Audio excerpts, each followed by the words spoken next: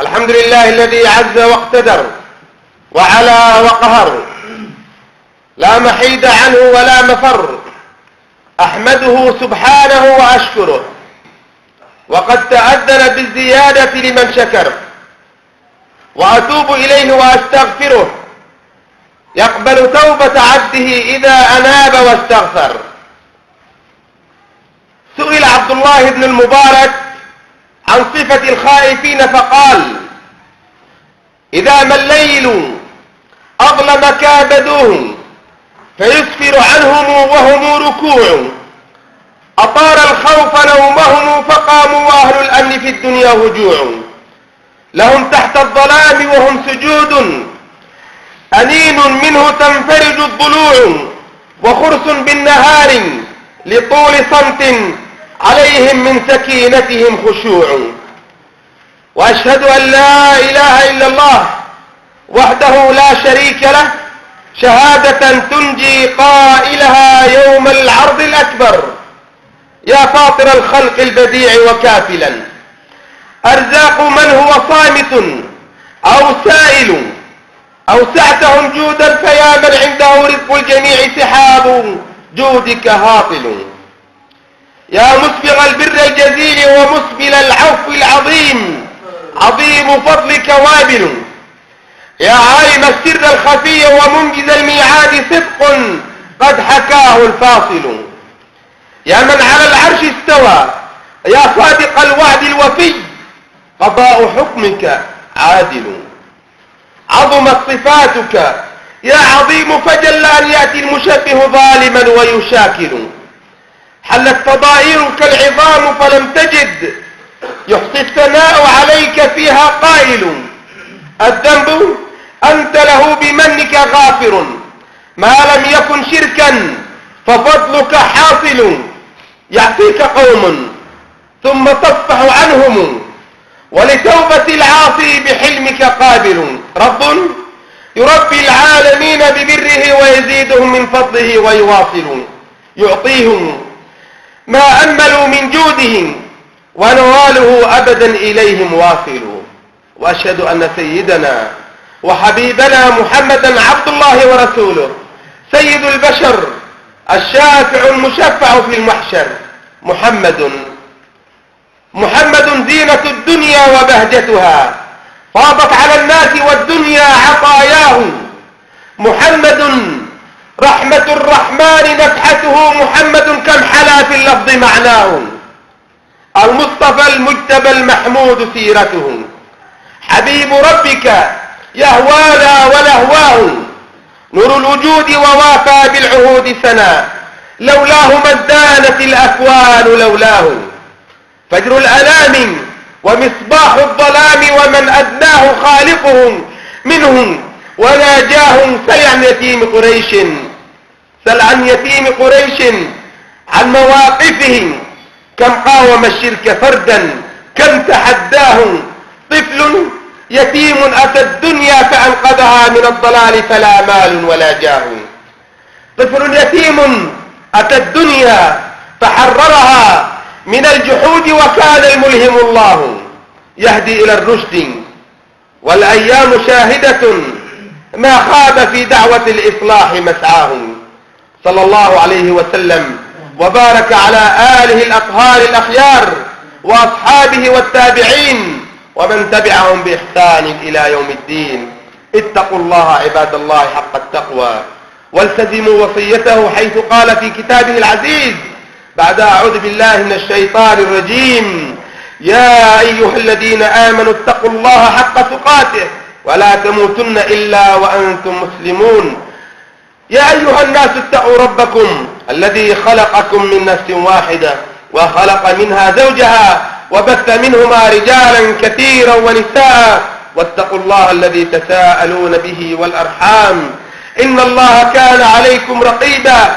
يا أيها الذين آمنوا اتقوا الله وقولوا قولا سديدا يصلح لكم أعمالكم ويغفر لكم ذنوبكم، ومن يطع الله ورسوله فقد فاز فوزا عظيما.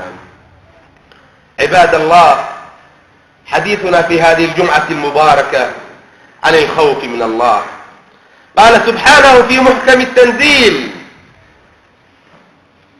وهو يحكي عن أغرب القصص وأكثرها عظة وعبرة: واتل عليهم نبأ ابني آدم بالحق إذ قربا قربانا فتقبل من أحدهما ولم يتقبل من الآخر. جاء الغيظ لهذا الذي لم يقبل عمله، وعشعش الشيطان في رأسه فقال لأقتلنك. قال الآخر: إنما يتقبل الله من المتقين، لئن بسطت إلي يدك لتقتلني ما أنا بباسط يدي إليك لأقتلك. لم يكن ذلك عن ضعف ولا عن جبن، لكنه قال: إني أخاف الله رب العالمين، إني أريد أن تبوء بإثمي وإثمك فتكون من أصحاب النار وذلك جزاء الظالمين. فطوعت له نفسه قتل أخيه فقتله فأصبح من الخاسرين. لم يرده الخوف من الله عن ارتكاب هذه الجريمة، فبعث الله غرابا يبحث في الأرض ليريه كيف يواري سوءة أخيه.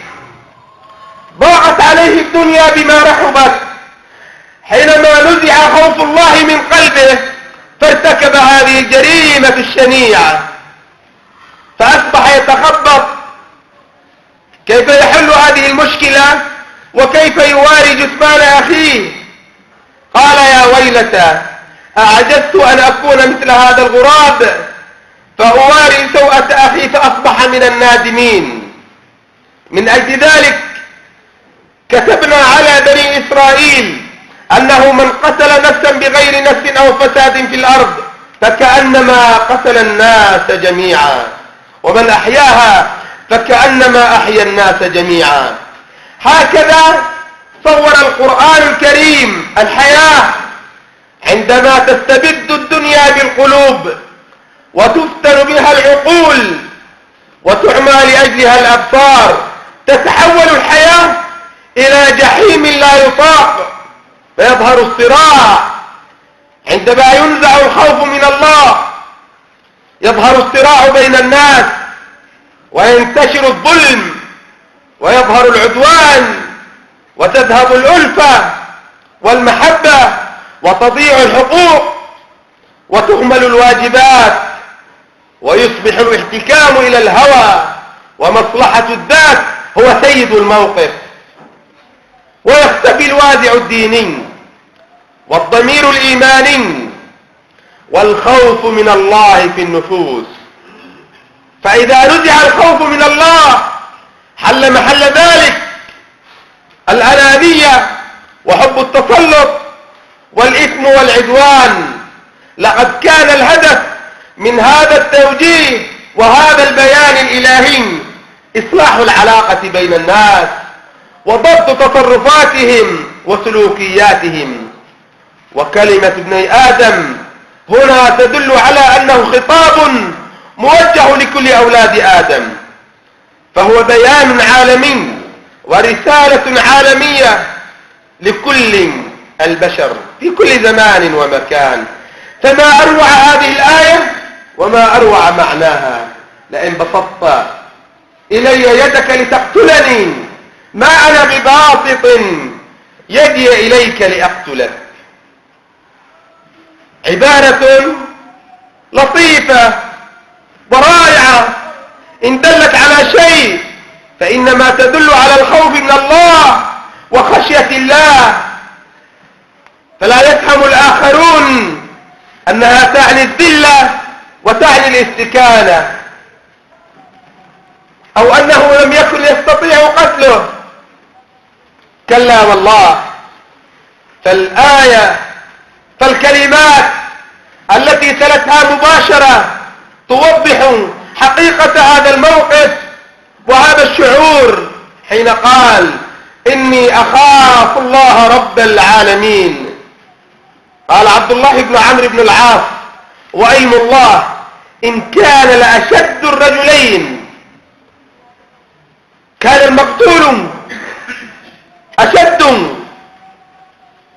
بناء في جسمه وأكثر قدرة على الدفاع عن نفسه، قال ولكنه منع عن المواجهة، منعه الخوف والورع. فالخوف من الله يزجر الإنسان عن اقتراف الذنوب، والخوف من الله سبب في عدم اتباع الهوى، والخوف من الله يدفع الإنسان إلى التفكير الطويل في المآلات والعواقب والتأني وعدم العجلة. والخوف من الله يضبط النفس وانفعالاتها ورغباتها.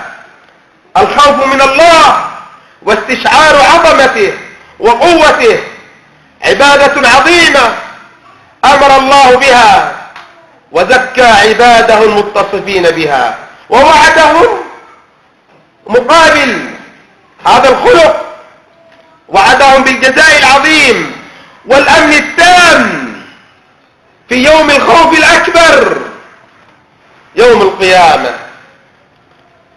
فمن خاف من الله في الدنيا أمنه الله يوم القيامة، يوم ترونها تذهل كل مرضعة عما أرضعت وتضع كل ذات حمل حملها وترى الناس سكارى وما هم بسكارى ولكن عذاب الله شديد. في هذا الموقف المخيف، في هذا المشهد العظيم، تجد أناسا يأمن من هذا الخوف. من هم؟ هم الخائفون في الدنيا. قال سبحانه وهو يعرض جزاء آخر وهدية أخرى لمن خاف الله في الدنيا، وما زالت الجوائز تتوالى من المولى سبحانه وتعالى. فقال سبحانه ولمن خاف مقام ربه جنتان. وقال سبحانه فأما من طغى وآثر الحياة الدنيا فإن الجحيم هي المأوى. ثم يعرض جائزة جديدة لمن خاف الله في الدنيا فيقول وأما من خاف مقام ربه ونهى النفس عن الهوى. ما الجائزة يا رب لمن خافك واتقاك؟ فيقول سبحانه بصريح العبارة فإن الجنة هي المأوى. أيها المسلمون، إن الخوف شجرة طيبة إذا نبت أصلها في القلب امتدت فروعها إلى الجوارح فآتت أكلها بإذن ربها وأثمرت عملا صالحا وقولا حسنا وسلوكا قويما وفعلا كريما، فتخشع الجوارح وينكسر الفؤاد ويرق القلب وتزكو النفس وتجود العين وتزداد الألفة وتنتشر الرحمة بين الناس، لأن كل واحد منهم يخاف الله في أعماله وسلوكه بل وفي نيته كذلك، فلا ظلم ولا عدوان لأننا نخاف الله، ولا غش ولا فساد في الأرض. جاء في الحديث الصحيح عن أبي هريرة رضي الله عنه أن النبي صلى الله عليه وسلم قال سبعة يظلهم الله في ظله يوم لا ظل إلا ظله. نسأل الله عز وجل بفضله ومنه وكرمه أن نكون ممن يظلهم الرحمن في ظل عرشه يوم القيامة. وذكر منهم رجل دعته امرأة ذات منصب وجمال. هنا صراع بين النفس وبين هذه الفتنة، يقابله الخوف من الله فيقول إني أخاف الله. وسادسهم تعفف إذ تبدى له الشيطان أنثى تستثير فحال خوف ربه بينه وبين إغراء هذه الفتن وإغراء الشيطان.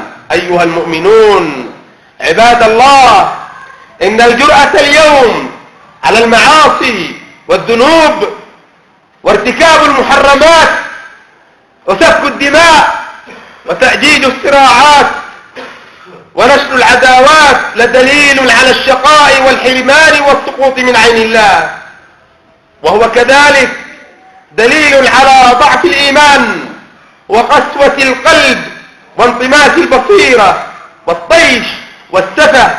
والله سبحانه وتعالى يملي للظالم ثم يأخذه أخذ عزيز مقتدر. وقد مكروا مكرهم وعند الله مكرهم وإن كان مكرهم لتزول منه الجبال. فلا تحسبن الله مخلف وعده رسله، إن الله عزيز ذو انتقام. إن تربية النفوس على استشعار عظمة الله والخوف من الله واستشعار عظمته والوقوف عند أمره ونهيه، إن ذلك من أعظم العبادات وأجل القربات وأعلى درجات السالكين ومراتب الأولياء الصالحين. قال عز وجل وهو يصف عباده المؤمنين في بيوت أذن الله أن ترفع ويذكر فيها اسمه يسبح له فيها بالغدو والآصال رجال لا تلهيهم تجارة ولا بيع عن ذكر الله وإقام الصلاة وإيتاء الزكاة. ما الذي دفعهم لهذه الأعمال؟ ما الذي حال دون دخول الدنيا إلى قلوبهم؟ قال سبحانه يخافون يوما تتقلب فيه القلوب والأبصار. هذا اليوم الذي كان يبكي منه الصالحون حتى إذا أراد أحدهم أن ينام لا يستطيع النوم، تتجافى جنوبهم عن المضاجع يدعون ربهم خوفا وطمعا. روي أن أبا هريرة رضي الله عنه بكى في مرضه، فقيل له ما يبكيك يا أبا هريرة؟ قال أما أني لا أبكي على دنياكم هذه ولكن أبكي على بعد سفري وقلة زادي، وإني أنسيت في صعود على جنة أو نار لا أدري إلى أيتهما يؤخذ بي. انظروا أيها الأحبة الكرام إلى هذه الأخلاق التي تربى عليها صحابة محمد عليه الصلاة والسلام. قصة يذكرها النبي صلى الله عليه وسلم من أجل ضبط السلوك وإيقاف النزوات. قصة حدثت في الدهر الغابر في الزمان الأول، يربي عليه الصلاة والسلام من خلالها تربية للأجيال القادمة، تربية للنفوس لكل مسلم ومسلمة حتى يعلم ويدرك ثمرة الخوف من الله وفضله عليه في الدنيا والآخرة. نتحدث عن هذه القصة في الخطبة الثانية. قلت ما سمعتم وأستغفر الله العظيم لي ولكم فاستغفروه إنه هو الغفور الرحيم. الحمد لله رب العالمين، الحمد لله الذي خلق فسوى والذي قدر فهدى والذي أخرج المرعى فجعله غثاء أحوى، والصلاة والسلام على النبي المجتبى والحبيب المصطفى عليه من الله أفضل الصلاة والتسليم. من خاف ربه واتقى. أما بعد أيها المؤمنون، ما زال حديثنا على الخوف من الله، وقصة ذكرها النبي صلى الله عليه وسلم وسمعناها كثيرا ومرارا وتكرارا. يذكر النبي عليه الصلاة والسلام أن 3 نفر انطلقوا إلى سفر، وبينما هم في الطريق آواهم المبيت إلى غار فدخلوه، فهلت الأمطار وانحدرت صخرة كبيرة من الجبال فسدت عليهم باب الغار. لا منجى لهم إلا الالتجاء إلى الله سبحانه، لكن لهم رصيد من الخوف من الله ينفعهم في مثل هذه الأزمات. فما هو رصيدنا إذا ما حلت بنا أزمة أو نزلت بنا نكبة لا قدر الله؟ سد باب الغار فأصبحوا أمام أمرين: إما اللجوء إلى الله وطلب العون منه سبحانه، أو الموت في هذا الموطن، ولا منجي لهم إلا الله. فقرروا أن يتقربوا إلى الله بأحسن الأعمال وصالحها. فبدأ الأول يتقرب إلى الله بخوفه من عقابه على عصيان والديه، فيقول: يا رب، إنه كان لي أبوان شيخان كبيران، وكنت لا أغبق قبلهما أهلا ولا مالا، فنأى بي طلب الشجر يوما فلم أرح عليهما حتى ناما، فحلبت لهما غبوقهما ووجدتهما نائمين، فكرهت أن أوقظهما. يا الله، خوف من الله أن ينام والديك وهم جياع؟ هل وصل بنا الخوف إلى هذه المرتبة أن نسأل عن آبائنا وأمهاتنا هل ناموا جياع أم شباع؟ قال: فحلبت لهما غبوقهما ووجدتهما نائمين، فلم تطاوعه نفسه أن يوقظهما أو أن يقلق راحتهما. هل تتعامل مع والديك بهذا الخلق؟ هل يمكن أن يتكرر هذا المشهد وأن تتكرر هذه القصة فتكون سببا في أن ينجيك الله عند الأزمات وعند الكرب؟ قال: وكرهت أن أغبق قبلهما أهلا ولا مالا. لا يمكن. لم يقل إنها فرصة لأن والدي نائمين سأطعم أولادي، لا، الوالدان أولا وإن جاع الأبناء. الوالدان إذا أردت النجاة في الدنيا والآخرة. الوالدان إذا أردت أن يدفع الله عنك البلاء والمصائب. قال: فلبثت والقدح في يدي أنتظر لاستيقاظهما وهما يغطان في النوم العميق حتى برق الفجر. الله أكبر. والصبية يتضاغون عند قدمي يبكيان، فأقول: لا، والدي أولا. فاستيقظا فشربا غبوقهما. اللهم إن كنت فعلت ذلك ابتغاء وجهك فأفرج عنا ما نحن فيه. والله سبحانه يعلم أن هذا العمل إنما قام به هذا المرء خوفا منه سبحانه، فيستجيب وهو العالم بحقيقة وخفايا الأعمال، فتنفرج عنهم الصخرة جزءا، لكنهم لا يستطيعون الخروج منها، فيلجؤون إلى الآخر. وأنت هل قدمت في دنياك عملا ينفعك في مثل هذا الموقف؟ قال: نعم، ربما.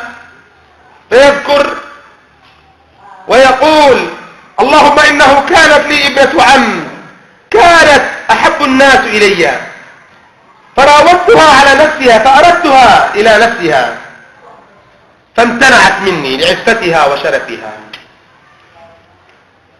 ثم ألمت بها السنين وأصابها الفقر فجاءت إلي فكرر طلبه أن تمكنه من نفسها، فاضطرت لحاجتها الماسة فأعطاها 120 دينارا على أن تخلي بينه وبين نفسها، ففعلت. وما زال الخوف من الله يعتريها وفرائصها ترتعد. الله يراقبها في كل حركاتها وسكناتها، ذلك الرجل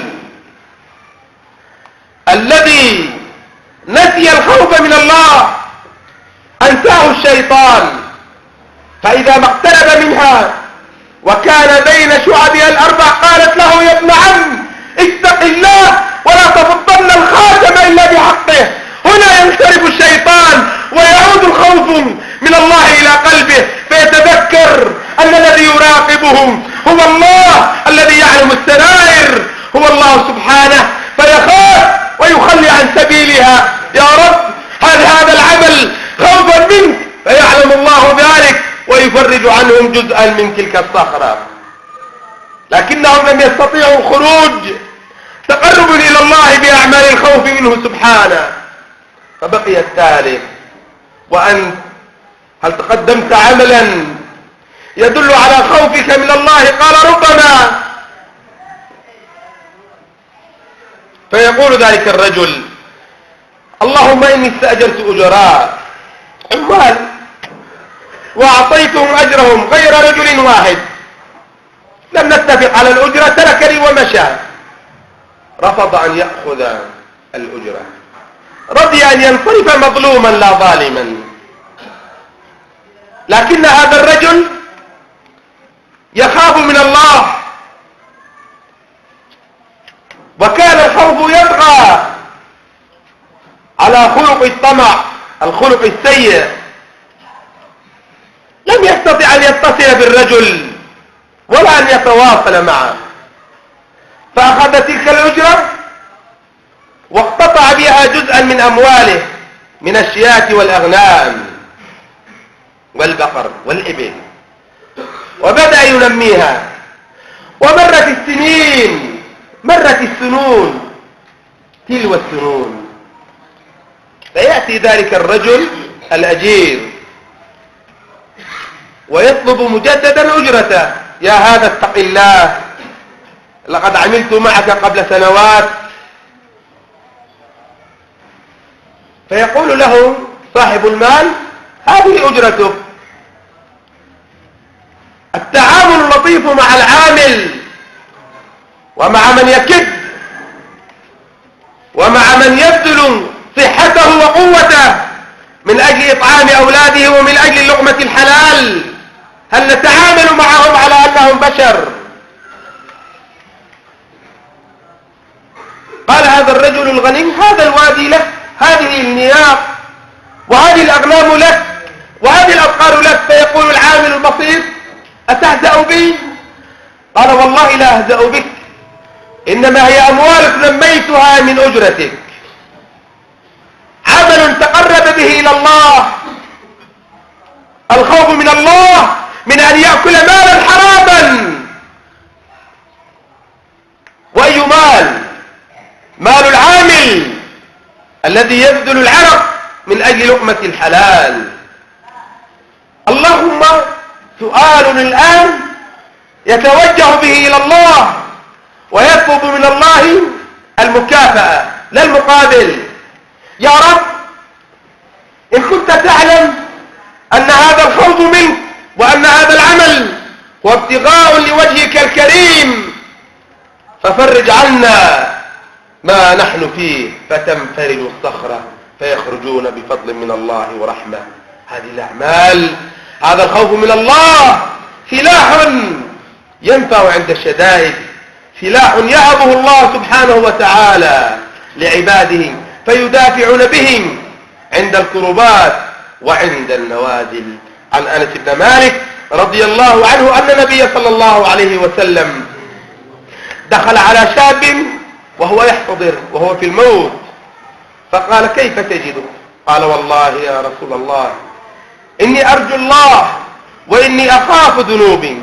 فقال النبي صلى الله عليه وسلم: لا يجتمعان في قلب عبد في مثل هذا الموطن إلا أعطاه الله ما يرجو وآمنه مما يخاف. هكذا عباد الله سلاح المؤمن، سلاح الأمم، سلاح الدول، سلاح الشعوب هو الخوف من الله سبحانه، وهذا هو سر قوتنا وسر هيبتنا. قال سبحانه: وقال الذين كفروا لرسلهم لنخرجنكم من أرضنا أو لتعودن في ملتنا. فأوحى إليهم ربهم لنهلكن الظالمين ولنسكننهم الأرض من بعدهم ذلك لمن خاف مقامي وخاف وعيد. صلوا وسلموا على من أمرتم بالصلاة والسلام عليه، حيث قال ولم يزل قائلا عليما حكيما: إن الله وملائكته يصلون على النبي يا أيها الذين آمنوا صلوا عليه وسلموا تسليما. اللهم صل على سيدنا محمد عبدك ونبيك ورسولك النبي الأمي وعلى آله وصحبه وسلم تسليما عدد ما أحاط به علمه وخط به قلمه وأحصى كتابه. وارض اللهم عن ساداتنا أبي بكر وعمر وعثمان وعلي وعن الصحابة أجمعين وعن التابعين وتابعين بإحسان إلى يوم الدين. اللهم اجعل جمعنا هذا جمعا مرحوما وتفرقنا من بعده تفرقا معصوما، ولا تجعل اللهم منا ولا فينا ولا معنا شقيا ولا محروما. اللهم لا تدع لنا في مقامنا هذا ذنبا إلا غفرته، ولا هما إلا فرجته، ولا دينا إلا قضيته، ولا مسكينا إلا رحمته، ولا عازبا إلا زوجته. اللهم اقسم لنا من خشيتك ما تحول به بيننا وبين معاصيك. اللهم اقسم لنا من خشيتك والخوف منك ما تحول به بيننا وبين معاصيك، ومن طاعتك ما تبلغنا جنتك، ومن اليقين ما تهون به علينا مصائب الدنيا. اللهم اغفر لنا ولوالدينا ولمن سبقونا بالإيمان إنك على كل شيء قدير. اللهم احفظ بلادنا وسائر بلاد المسلمين. اللهم احفظ بلادنا من الفتن والمحن ما ظهر منها وما بطن. ربنا كيف ندعوك ونحن عصاه، وكيف لا ندعوك وأنت رحيم. ربنا دعوناك كما أمرتنا فاستجب لنا يا ربنا كما وعدتنا. عباد الله، إن الله يأمر بالعدل والإحسان وإيتاء ذي القربى وينهى عن الفحشاء والمنكر والبغي يعظكم لعلكم تذكرون. اذكروا الله العظيم يذكركم واشكروه على نعمه يزدكم ولذكر الله أكبر والله يعلم ما تصنعون. وقوموا إلى صلاتكم يرحمكم الله.